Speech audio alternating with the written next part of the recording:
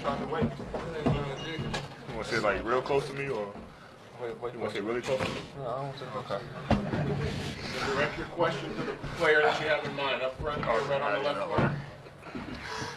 Rod Walker, New Orleans Advocate. AD, have you ever seen Drew playing with this much emotion? I mean, he was chatting it up with a fan tonight, and have you ever seen him play like this? And what do you think's got into him? Not to the point where, how you say, he's, talking to the crowd, but he's in a good place. He's playing well. He carried us tonight, made some big shots in timely situations, and he's doing on both ends of the floor. I think he's doing a great job on both their guards, who are very tough to defend, very tough, can score at will, but he's doing stuff that he's always done, great defensive things. Will Guillory, NOLA.com. AD, you've been with Drew longer than anybody else on this roster. What's it been like seeing, after everything he went through the past few years, for him to have this moment on this stage to play the way he is right now? It's been great. It's been great. All he wants to do is play basketball. And now that everything that was going on with him is, kind of squared away and doing fine, he's just focused on playing, and he's playing at a high level. Second round. Anthony, it seems like Portland tried to focus on you on defense after game one.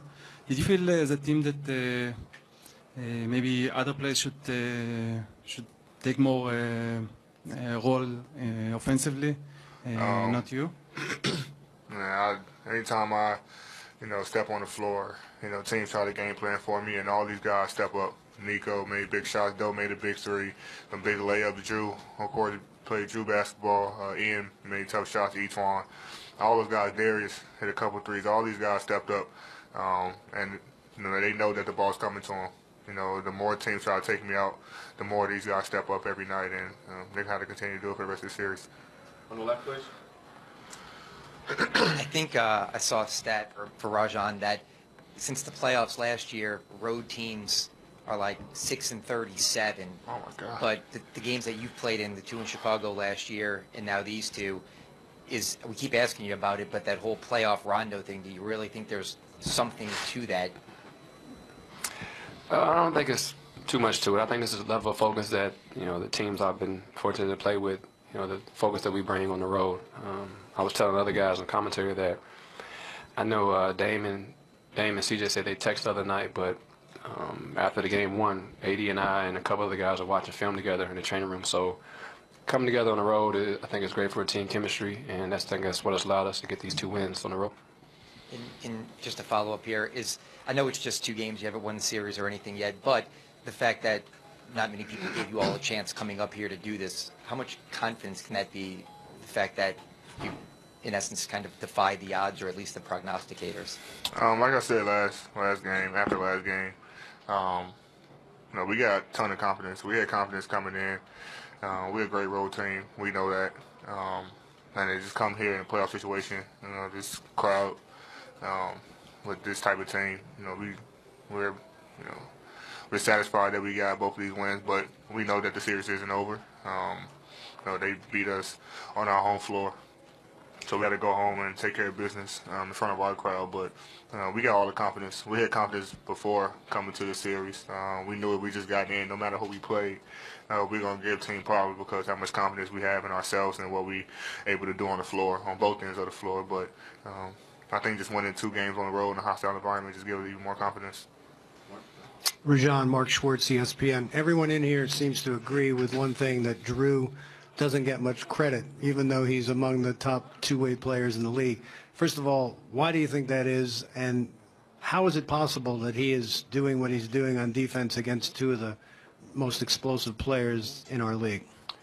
I think it goes along with his personality. He's not a big guy that talks, even though he's shown more emotion in the playoffs as of late, but he flies under the radar.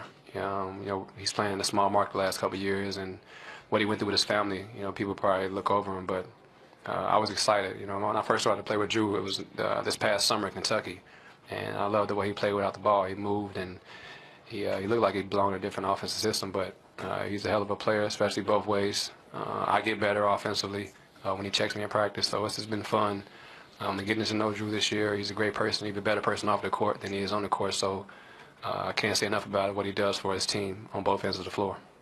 Back right. For Rajon, what has this team done to be able to be so composed in some of the big moments? It seems like the louder that crowd gets, and when you need to respond, you or Nico or whoever hits a shot every time you needed to. We believe in each other. That's the biggest thing that I can ask of any of my teammates and vice versa. We continue to trust one another on both ends of the floor, but not necessarily making shots. We're able to get stops defensively, and we're getting stops at a timely manner when we need them, and that's allowed us to get out on a break and get easy shots offensively and execute. Will Guillory, NOLA.com. I was just wondering if both of you guys can kind of reflect on the journey from where you guys were when DeMarcus first went down and trying to figure out what it would take to get to this point and now being where you are now winning these first 2 games. I think it was tough for us when he first went down.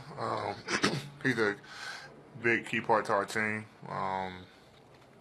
He helped us win a lot of games, but when he went down, we had to try to figure out how we wanted to play. Of course, a lot of our offense was going through him, top of the floor and in the post, and then we playing off of him. But we just had to change the way we played. Start running, start playing faster, change our defensive schemes a little bit, offensive schemes, and was able to figure it out. After we lost, I think 4 or 5, we ended up winning that OKC game and figured this is how we're going to have to play, and just been doing that ever since. Way he said. Cool. Thank you. And for that matter, what they said, right? That's my summary of all that. Game 3 to New Orleans, 2 games in the Big Easy with a chance to close it out with a sweep. You'll see Game 3 right here on NBA TV Thursday night at 9 Eastern time. So relatively short turnaround, not unlike a regular season turnaround, but by playoff standards, a fairly short turnaround for these 2 teams. And then Saturday, Game 4, also there in New Orleans. All right, mission for Portland here to, if they're going to turn it around on the road, what needs to happen? It starts with your best players. To win in the playoffs, when you're playing against teams that know what you do, can affect your system, your best players have to be great. And no more evident than what we're going to see in Game 3. Hostile environment. That's a really young nucleus that Portland has.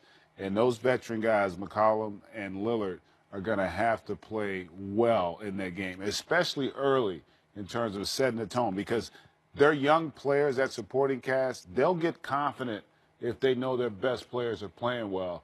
So Lillard and McCollum are going to have to be big in Game 3.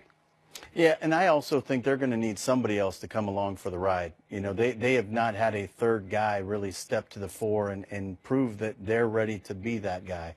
And I think the depth of this team, now that they have Harkless back, Harkless and Aminu are really good for them defensively. They're meaningful for them in that way. They're going to need to find a way to get defensive rebounds. Nurkic had 0 defensive rebounds tonight. You just can't have that.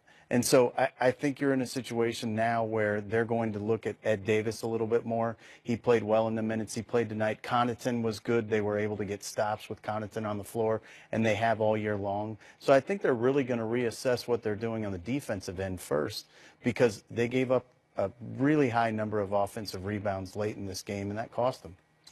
New Orleans in a great spot, and they head back to the Big Easy Game 3 on Thursday. That'll do it for our post-game coverage of this one. Of course, we're here after each and every playoff game throughout the postseason.